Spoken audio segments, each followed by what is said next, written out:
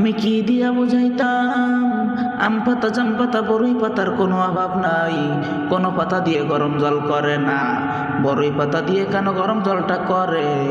আম পাতা কি দোষ করলো, জাম পাতা কি দোষ করলো, বড়ই পাতাকে দিয়ে কেন গরম জল করা হয়? এই কথা দেখে পৃথিবীর কোনো মৌলবি কয় না।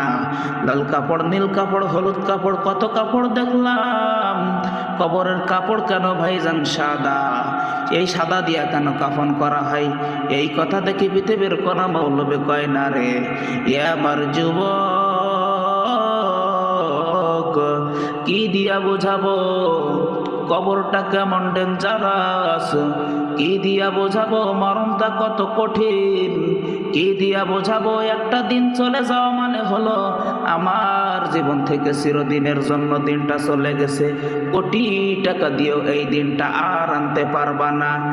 এখন আমি শ্বাস ফেলাইতেছি, একটা টাকাও বিল দেওয়া লাগে না, নদীর পাড়ে হাওয়া খাই বিল দেওয়া লাগে না, পল্লী বিদ্যুতের ফ্যান বাতাস খাইলে বিল দেওয়া লাগে, আইসিইউতে ঢুকে গেলে দিনে 50,000 টাকা গোনা লাগে।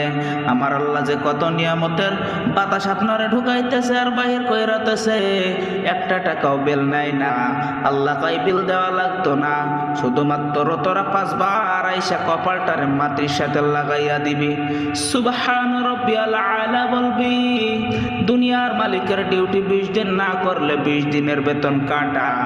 আর আমার আল্লাহ তোরে হাজিরা দিছে দৈনিক 5 বার, 1 মাসও হাজিরা দাও না, 2 মাসও হাজিরা দাও না, মাঝে মাঝে সিটারি হাজিরা দাও, কিন্তু আমার আল্লাহ ইচ্ছা করলে তোমারে গলার মধ্যে কাটা লাগাইয়া আমার আল্লাহ রিজিক বন্ধ কইরা দিতে পারে। এরপরেও আমার আল্লাহ রিজিক বন্ধ করে না কেন জানোনি? কারণ হলো আমার আল্লাহ কয়, আমি আল্লাহ তোরে মায়া কইরা বানাইছি, বড্ড মায়া লাগে।